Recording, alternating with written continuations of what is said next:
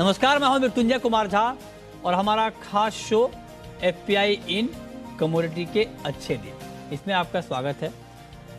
और ये शो इसलिए क्योंकि एक बड़ा डेवलपमेंट हुआ है कमोडिटी मार्केट के लिहाज से, और कमोडिटी मार्केट में एफपीआई यानी फॉरेन पोर्टफोलियो इन्वेस्टर्स की एंट्री की मंजूरी मिल गई है। सेबी ने इसको मंजूर कर दिया है। आज का हमारा सवाल यह है कि एफपीआई एंट्री के लिए कमोडिटी का मार्केट कितना तैयार है और विदेशी निवेशकों की भारतीय कमोडिटी बाजार में कितनी दिलचस्पी है, कैसा रिस्पांस मिल सकता है, पूरी बारीकियां क्या हैं एफपीआई एंट्री की कमोडिटी मार्केट में, पूरी एबीसीडी आज हम आपको इस खास शो में बताएंगे।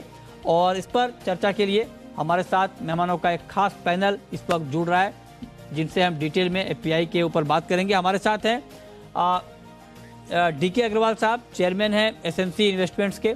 हमारे साथ अशोक अग्रवाल हैं, चेयरमैन हैं ग्लोब कैपिटल के। और बीरेन वकील हैं, सीईओ हैं पैराडाइम कमोडिटी के। आप तीनों का बहुत बहुत स्वागत है इस खास चर्चा में। और मेरा सबसे पहला सवाल अशोक जी आपसे होगा सर, कि एफपीआई की एंट्री की डिमांड बहुत लंबे वक्त से आप लोग भी कर रहे थे, इंडस्ट्री कर रही थी, मार्केट कर रहा था, वो डिमांड पूरी हो गई है। लेकिन मैं अभी जानना चाहता हूं कि क्या जो कमोडिटी मार्केट हमारा है, जो फ्यूचर मार्केट है, जो एक्सचेंजेज हैं, क्या वो एफपीआई के स्वागत के लिए तैयार हैं? थैंक यू मृत्युंजय जी। हमारे मार्केट एफपीआई के पार्टिसिपेशन के लिए बिल्कुल तैयार हैं और एक्चुअली वेट कर रहे हैं, बिकॉज हमारे मार्केट को जो हमारे मार्केट में एक कमी थी वो थी कि सारे प्लेयर्स को अलाउड नहीं था। When you want to be a price setter instead of a price taker. अभी तक हम प्राइस टेकर हैं और हमें प्राइस सेटर बनना है, प्राइस मेकर बनना है, और एफपीआई का पार्टिसिपेशन इसके लिए बहुत जरूरी है। और इससे हमें प्राइस डिस्कवरी में फायदा होगा और इम्पैक्ट कॉस्ट हमारे यहाँ कम होगी, और हमारे यहाँ जो हेजर हैं, हेजिंग करना चाहते हैं, उनको भी इससे बहुत सहायता मिलेगी। अच्छा, तो आप कह रहे हैं कि हेजर को इससे बड़ा फायदा होगा, हेजिंग का मार्केट बड़ा होगा, डेवलप होगा, उसमें अच्छा रिस्पांस आएगा। लेकिन डीके जी, अब आपसे मेरा सवाल ये है कि जिस तरह से एफपीआई की एंट्री की बात हो रही है और अब चूंकि सेबी ने इसको अप्रूव कर दिया है, मंजूर कर दिया है, आपको चैलेंजेस क्या दिख रहे हैं अभी? क्योंकि इससे पहले भी म्यूचुअल फंड को, पीएमएस को अलाउ किया गया, लेकिन उतना अच्छा रिस्पांस हमने नहीं देखा। अभी चैलेंजेस क्या हैं एफपीआई के रास्ते में इंडियन कमोडिटी डेरिवेटिव मार्केट में? देखिए, ये जो एफपीआईज हैं, ये काफ़ी बड़े फाइनेंशियल इन्वेस्टर्स होते हैं और इनके आने से मार्केट के अंदर no doubt depth and liquidity बढ़ेगी। बट सबसे ज़रूरी ये है कि जो कॉस्ट ऑफ ट्रांजैक्शन, जो कि आज हमारे मार्केट में as compare to international standard, वो कुछ ज़्यादा है बिकॉज ऑफ सीटीटी इम्पैक्ट। तो बट मेरा ये मानना है कि जब इकोनॉमीज ऑफ स्केल होगी, जब वॉल्यूम बढ़ेगा, तो डेफिनेटली गवर्नमेंट भी इस फैक्ट को देखेगी। और मेरा मानना है कि इस मार्केट की भलाई के लिए कहीं ना कहीं सीटीटी में रिडक्शन आएगा, क्योंकि आज अगर हमें प्राइस सेटर बनना है और इंडिया को एज ए कमोडिटी हब बनाना है, तो जो एक बहुत बढ़िया हेजिंग मैकेनिज्म है ये फ्यूचर एक्सचेंज, तो इसके लिए whatever is required to be done, मुझे लगता है कि government will do that. So सबसे बड़ा चैलेंज जो मेरे को, अगर मैं परसीव करता हूँ, एक तो यही लगता है कि ट्रांजैक्शन कॉस्ट हमारे यहाँ ज़्यादा है। और जो दूसरा चैलेंज था, जो कि क्योंकि अभी इनिशियली बिल्कुल जो नॉन एग्री कॉन्ट्रैक्ट है उनके अंदर, और उनमें भी जो कैश सेटल्ड कॉन्ट्रैक्ट है, जो मैं देखता हूँ कि अभी हमारे यहाँ 2 कॉन्ट्रैक्ट है, जो कि क्रूड का कॉन्ट्रैक्ट है और नेचुरल गैस का कॉन्ट्रैक्ट है, जो कि कैश सेटल्ड कॉन्ट्रैक्ट है। और जो सेलेक्ट इंडाइसेस की बात की है, non agree select benchmark indices, उनमें से 3 कॉन्ट्रैक्ट हैं, जो कि बुलडेक्स, एनर्जी डेक्स एंड मेटल डेक्स। तो आई थिंक स्टार्ट में ये 5 कॉन्ट्रैक्ट हैं जो कि मैं देखता हूँ जिसके अंदर काम शुरू होगा, और of course subject to SEBI's approval. तो इन 5 कॉन्ट्रैक्ट के अंदर 3 कॉन्ट्रैक्ट काफी एक्टिव हैं, जो हमारा बुलडेक्स है और नेचुरल गैस है और क्रूड का जो कॉन्ट्रैक्ट है, और इनकी ऑप्शंस, क्रूड के ऑप्शंस और नेचुरल गैस की ऑप्शंस, इनके अंदर जरूर थोड़ा डेप्थ एंड लिक्विडिटी है, बाकी कॉन्ट्रैक्ट में नहीं है। तो कहीं ना कहीं एक इनिशियल मोमेंटम के लिए इनमें थोड़ा डेप्थ लाना, इनमें थोड़े एक्टिविटी ज्यादा हो, ताकि एफपीआई जब इसमें काम करना चाहें तो उनको डेप्थ एंड लिक्विडिटी एक इनिशियल मोमेंटम के लिए मिले, सो दैट उनका भी एक इंटरेस्ट हो।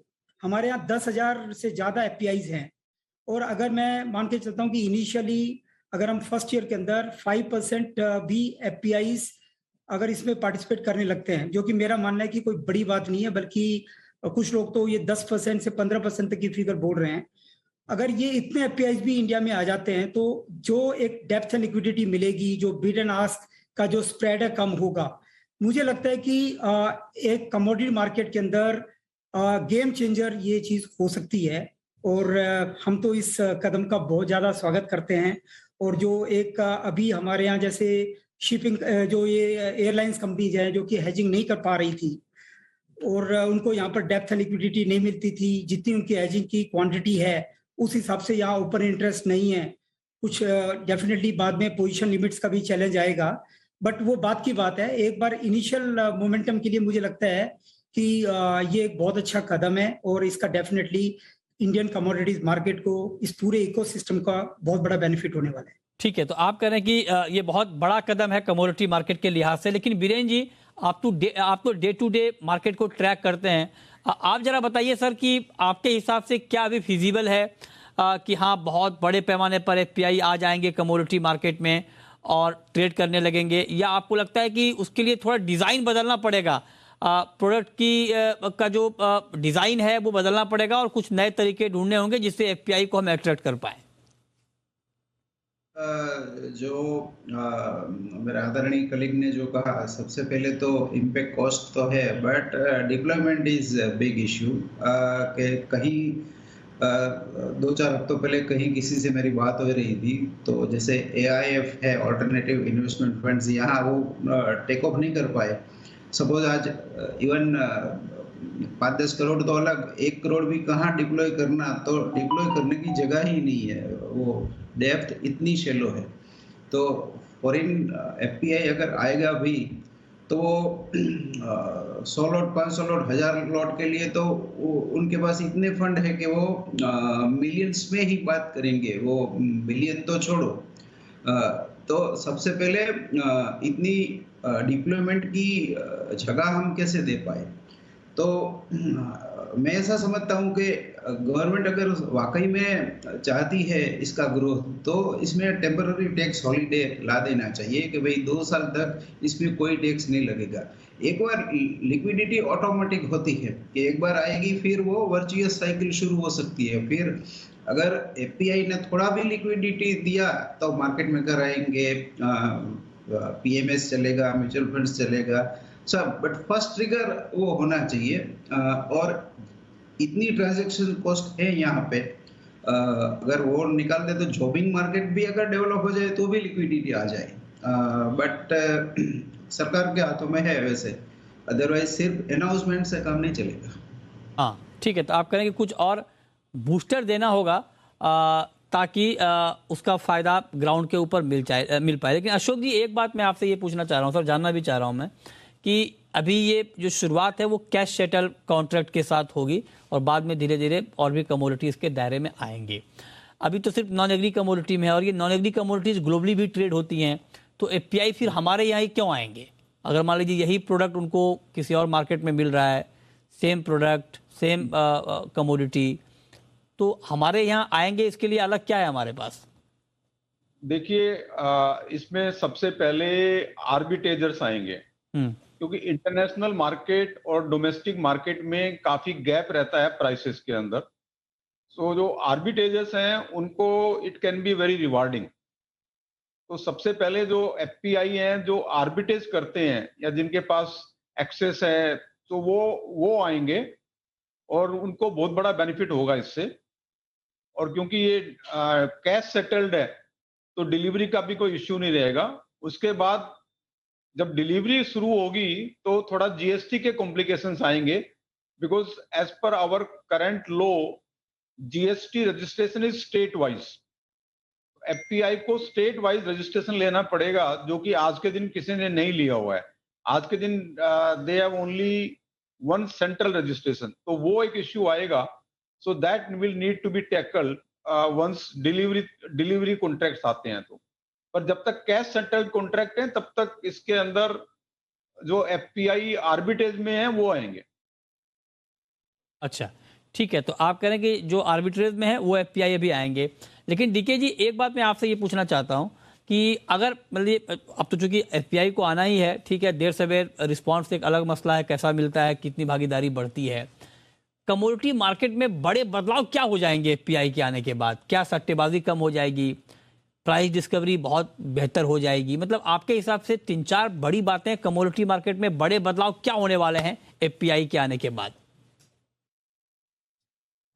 सबसे बड़ी बात तो एफपीआई के आने के बाद इस मार्केट के अंदर जो एक डेप्थ एंड लिक्विडिटी है, हम अभी देख रहे हैं कि जो टर्नओवर लगभग एमसीएक्स की मैं बात करूं तो काफी धीरे धीरे काफी डाउन हो गई है. लगभग 24,000 करोड़ की फ्यूचर में टर्नओवर है, 15-16 हजार करोड़ की ऑप्शन के अंदर टर्नओवर है. तो मेरा मानना है कि एफपीआईज चूंकि जैसे मैंने कहा कि बड़े फाइनेंशियल इन्वेस्टर्स हैं और उनके बड़े ट्रांजेक्शन्स होते हैं, तो डेफिनेटली डेप्थ एंड लिक्विडिटी काफी बढ़ेगी और बीड एंड आस्क का स्प्रेड काफी कम हो जाएगा. तो अभी तक जो हेजिंग के लिए बड़े जो कॉर्पोरेट्स हैं जो अभी हेजिंग इंडिया से बाहर कर रहे हैं, आई थिंक हम काफी हद तक ये उम्मीद करते हैं कि जो हेजिंग बाहर हो रही है वो हेजिंग इंडिया में हो सकती है, बशर्ते ये एक सक्सेसफुली टेक ऑफ करे. तो हेजिंग इंडिया के अंदर होगी, बिड एंड आस्क का स्प्रेड कम हो जाएगा और जब एफपीआईज काम करते हैं तो उनके साथ नई प्रैक्टिसेस, स्टैंडर्डाइजेशन, ये बहुत सारी बेस्ट प्रैक्टिसेस जो एक इंटरनेशनली एक्सेप्टेड प्रैक्टिसेस हैं, मेरा मानना है कि वो धीरे धीरे इंडियन एक्सचेंजेस के अंदर, इंडियन इकोसिस्टम के अंदर भी वो आएगी. और अभी चूंकि cash settle contract introduce, starting में कैश सेटल कॉन्ट्रैक्ट से ये शुरुआत होगी, बट गोइंग फॉरवर्ड मेरा विश्वास है कि ये डिलीवरी बेस्ड कॉन्ट्रैक्ट में भी अलाउ होंगे और उससे जो एक बहुत ही बड़ा मैं मान के चलता हूँ कि इकोसिस्टम के अंदर एक बदलाव आएगा. और थर्डली जहाँ तक टैक्सेशन की बात है, मुझे I am not very sure, but चूंकि ये डेरिवेटिव ट्रेड होंगे तो मेरा मानना है कि वो टैक्स उनको एग्जेम्प्ट होगा, but I am still not very sure कि इसमें क्या प्रोविजंस होंगे. बट जैसे डेरिवेटिव ट्रेड्स एफपीआईज के लिए कम से कम एग्जेम्प्ट, उसमें टैक्सेशन नहीं होता, तो अगर वो सेम यहाँ पर एप्लीकेबल होगा तो वो उनको टैक्सेशन का बेनिफिट वो भी मिलने वाला है. तो और जो सबसे बड़ी बात है कि जो ऑप्शंस के कॉन्ट्रैक्ट हैं, क्योंकि अभी हमारे यहाँ ऑप्शंस रेगुलेटर ने अलाउ कर दिया है, इंडाइसेस भी यहाँ पर अलाउ कर दिए हैं और हमने देखा है कि एनएससी के अंदर जिस हिसाब से निफ्टी के अंदर या स्टॉक्स के अंदर ये ऑप्शंस के कॉन्ट्रैक्ट काफी पॉपुलर होते हैं और उसके अंदर बहुत सारी स्ट्रैटेजीज, एल्गो प्लेयर्स भी काम करते हैं. तो और इंटरनेशनली काफी बड़े जो प्लेयर्स हैं वो काफी बड़ी डेप्थ और लिक्विडिटी ऑप्शन के कॉन्ट्रैक्ट में भी इंडिया के अंदर कमोडिटी एक्सचेंज में भी ला सकते हैं. तो आर्बिट्रेजर्स, एल्गो प्लेयर्स, इन सब का भी काफी बड़ा एक रोल हो सकता है यहाँ पर डेप्थ एंड लिक्विडिटी लाने का एफपीआई के इंट्रोडक्शन के बाद. ओके, ठीक है, लेकिन बीरेन जी, हमें सीख क्या लेनी चाहिए? मतलब मैं ये जानना चाह रहा हूँ कि चूंकि पीएमएस अलाउ है, म्यूचुअल फंड, लेकिन उनका जो रिस्पांस उतना बेहतर नहीं मिला है, तो उससे हमें क्या सीखना चाहिए ताकि एफपीआई को लेकर उस तरह की दिक्कत ना आए और उनका इन्वेस्टमेंट यहाँ पर आ जाए, बढ़ जाए? जो ग्लोबल कल्चर या प्रैक्टिसेस है वो ये है कि एक तो स्ट्रॉन्ग कंप्लायंस और गवर्नेंस, ये दो चीज़ों में एफपीआई काफ़ी सेंसिटिव होती है. और आजकल ऑटोमेशन जिस हिसाब से बढ़ रहा है तो स्ट्रॉन्ग टेक्नोलॉजिकल आर्किटेक्चर का भी उनका वो आग्रह रहेगा. और कॉन्ट्रैक्ट सैंक्टिटी सबसे अहम कदम ये है. कुछ कॉन्ट्रैक्ट्स हमारे यहाँ जो बंद हुए पिछले समय में, और अभी जो रिसेंटली एलएमई में निकल कॉन्ट्रैक्ट बंद हुआ और उसके बाद की जो लीगलिटी जो सब कॉम्प्लेक्सिटी क्रिएट हुई है और वॉल्यूम भी चले गए. एलएमई में आज हिस्टोरिकल लो वॉल्यूम है. तो कॉन्ट्रैक्ट सैंक्टिटी, गवर्नेंस, कंप्लायंस, ये सब, और साथ ही मिनिमल इम्पैक्ट कॉस्ट यानी ट्रांजैक्शन कॉस्ट, सब मिला के smooth trade, hazel free trade, बढ़िया सी थाली देनी होगी तो आएंगे, क्योंकि वो पहले तो ये कहेंगे कि भाई दूसरे मार्केट में से आप मुझे ऐसा क्या दे रहे हो कि मैं दूसरा लिक्विड मार्केट छोड़ के आपके यहाँ आऊं। वो चैलेंज हमको एक्सेप्ट करना पड़ेगा, तो हम बदलाव ला पाएंगे। ठीक बात है। अब अशोक जी एक बात और सर, अभी तो नॉन एग्री में अलाउ किया गया है, एग्री में क्यों नहीं सर? एग्री का तो हमारा बहुत बड़ा मार्केट है, कंजम्पशन का मार्केट है, हमारा इतना बड़ा अंडरलाइंग मार्केट है स्पॉट मार्केट का, एग्री मार्केट में क्यों नहीं? वहां पर क्या दिक्कत आ रही है? देखिए, सेबी एक कॉन्सेप्ट पेपर लेके आया था जब एफपीआई को परमिट करने की बात हो रही थी, तो उसके अंदर हमसे जो सीपीआई और ब्रोकिंग कम्युनिटी से और सारे इन्वेस्टर से उन्होंने सजेशन मांगे थे, और उसके बाद जो कंक्लूड हुआ था उसमें एग्री कमोडिटी को भी परमिट करने की बात थी।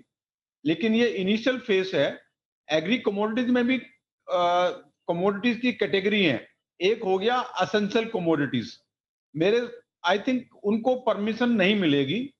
दूसरा हो गया नैरो एग्री कमोडिटीज, एफपीआई को उसके अंदर भी परमिशन नहीं मिलेगी। पर कुछ इंटरनेशनल ट्रेडेड कमोडिटीज हैं, लेट अस से कॉटन या ऑयल, तो इसके अंदर ग्रेजुअली एफपीआई को अलाउ हो जाएगा ट्रेडिंग करने के लिए। और दूसरा जो एग्री कमोडिटीज में हमारे यहाँ गवर्नमेंट उनको बैन कर देती है सडनली, आई थिंक वो हमें रोकना पड़ेगा, बिकॉज उससे मार्केट के अंदर कॉन्फिडेंस हिल जाता है और वो पूरे इकोसिस्टम के लिए ठीक नहीं है। लेकिन तो ये बात जो सर आप कह रहे हैं डीके जी, ये अच्छी बात आपने बताई कि मतलब ठीक है, जो सेंसिटिव कमोडिटी हैं, जो एसेंशियल कमोडिटीज हैं, वहां पर इसको अभी अलाउ नहीं किया गया है। लेकिन डीके जी, मैं अपनी जानकारी के लिए पूछना चाह रहा हूँ आपको कि इसमें दिक्कत क्या है? अगर मान लीजिए एसेंशियल कमोडिटीज में एफपीआई की, क्योंकि अभी भी तो बात ये होती है कि भाई वॉल्यूम नहीं है, डेप्थ नहीं है, इसलिए मार्केट में ज्यादा फ्लक्चुएशन होता है, उतार चढ़ाव होता है, कुछ लोग मिलकर मार्केट को ऑपरेट कर देते हैं। तो अगर एफपीआई आएंगे और एग्री में भी अगर उनका पैसा लगेगा तो फिर तो मार्केट में डेप्थ आएगी, अनावश्यक उतार चढ़ाव नहीं होगी। तो फिर एफपीआई की एंट्री से वहां परहेज क्यों? मतलब इसके लिए कुछ और टेक्निकल वजह है क्या जो मैं नहीं समझ पा रहा हूँ? मृत्युंजय जी, इसके अंदर जो एग्री कमोडिटीज हैं, क्योंकि कहीं ना कहीं इन्फ्लेशन का उससे डायरेक्ट लिंक है, और कुछ ऐसी कमोडिटीज है जो, जैसे अशोक जी ने कहा, एसेंशियल कमोडिटीज, तो वहां पर कहीं ना कहीं ये एप्रीहेंशन रहता है कि क्योंकि बड़े प्लेयर्स हैं, फाइनेंशियल इन्वेस्टर्स हैं, और अभी तो कैश सेटल कॉन्ट्रैक्ट में काम होगा, बट जब अगर एग्री कमोडिटीज की बात आएगी तो वो डिलीवरी बेस्ड कॉन्ट्रैक्ट भी होंगे। तो उस केस में देयर वुड बी रिस्क कि ये बड़ी क्वांटिटी में अगर उन्होंने परचेज किया, उनके पास डिलीवरी आ गई, तो कहीं मार्केट को अफेक्ट कर सकते हैं, एक फेयर प्राइस डिस्कवरी अफेक्ट हो सकती है, मार्केट के अंदर डिमांड एंड सप्लाई में मिसमैच हो सकता है। तो आई थिंक वो एक एप्रीहेंशन है, और उसकी वजह से जो नैरो कमोडिटीज हैं और जो एसेंशियल कमोडिटीज हैं, उसमें हमें लगता है कि गवर्नमेंट और सेबी भी इसको नहीं लाना चाहेगी। बट जो वाइड कमोडिटीज हैं, जिसका इंटरनेशनली प्राइस डिटरमिन्ड कमोडिटीज है, आई थिंक गोइंग फॉरवर्ड, क्योंकि सेबी एक बहुत ही ग्रेजुअल अप्रोच से काम कर रही है और बहुत ही सिस्टमेटिक वे में जितने भी अभी स्टेप्स लिए हैं और सिस्टमेटिक वे में वो उसको इम्प्लीमेंट कर रही है। तो मेरा मानना है कि आने वाले टाइम में वाइड कमोडिटीज के अंदर इंटरनेशनली जो प्राइस होती है, उन कमोडिटीज के अंदर, चाहे वो एग्री कमोडिटीज भी हो, उनके अंदर हम देखेंगे कि ये कॉन्ट्रैक्ट्स आएंगे। अच्छा, ठीक है। अब बीरेन जी ये बताइए सर, एफपीआई की बात तो हम कर रहे हैं, लेकिन एफपीआई के आने के बाद जो रिटेल इन्वेस्टर हैं, जो कमोडिटी मार्केट में इन्वेस्टर तो आप कम कहें, ट्रेडर कह लें, क्योंकि इन्वेस्ट का मौका तो कुछ ही कमोडिटी में, बाकी जगह ट्रेडिंग ही होती है। रिटेल ट्रेडर के जीवन पर क्या फर्क आएगा? मतलब उसका ट्रेड कैसे बदलेगा और उनकी लाइफ में क्या बदलाव आएगा एफपीआई आने के बाद कमोडिटी में? एफपीआई आएगी उसके बाद ये हम सोच सकते हैं। पहले एफपीआई आए तो सही, जहां तक एग्री मार्केट का सवाल है, क्योंकि यहाँ तो अब खेलने के लिए पूरी 3-4 कमोडिटी ही बची है। जितने कॉन्ट्रैक्ट खुले हैं उससे 3-4 गुने तो बंद हो गए। तो हम इसमें तो क्या, पहले लेट देम कम, कि एक बार यहाँ वो आ जाए उनका अप्रोच क्या रहता है, फिर ही कुछ हो सके। अभी तो वो हाइपोथेटिकली कुछ कह पाना मुश्किल है। ठीक है, मतलब ये तो ठीक बात है कि, लेकिन ये है कि चूंकि ये कहा जा रहा है कि मार्केट में वॉल्यूम बढ़ जाएगा, लिक्विडिटी बढ़ेगी, प्राइस डिस्कवरी होगी और सट्टेबाजी अगर रुकती है तो रिटेल इन्वेस्टर के लिए यही काफ़ी है। क्योंकि अभी चिंता मार्केट की ये है कि कमोडिटी में जो लोग आते हैं उनके मन में डर होता है कि पता नहीं उनका ट्रेड सेफ भी है या नहीं सेफ है, वो पता नहीं अभी ट्रेड किया कल क्या हो जाएगा, इसको लेके बड़ी दुविधा रहती है। बहुत सारे सवाल आते हैं हमारे पास और ये एक बड़ी चिंता है कमोडिटी मार्केट की। लेकिन एफपीआई आने के बाद अगर मार्केट में डेप्थ आता है तो यही बड़ी अचीवमेंट होगी उन लोगों के लिए जो कमोडिटी मार्केट में छोटे पैमाने पर ही सही ट्रेड करते हैं। लेकिन अशोक जी, अब आप जरा बताएं सर कि 2-3 बड़े सुझाव एक्सचेंज के, चूंकि आप सीपीआई के लोग हैं और आप तो लगातार फीडबैक भी देते हैं एक्सचेंज को, रेगुलेटर को, 2-3 बड़े सुझाव आपकी तरफ से एक्सचेंजेस को क्या होंगे ताकि वो अपना पूरा सिस्टम दुरुस्त रखे, पूरा मैकेनिज्म ठीक रखे एफपीआई के स्वागत के लिए?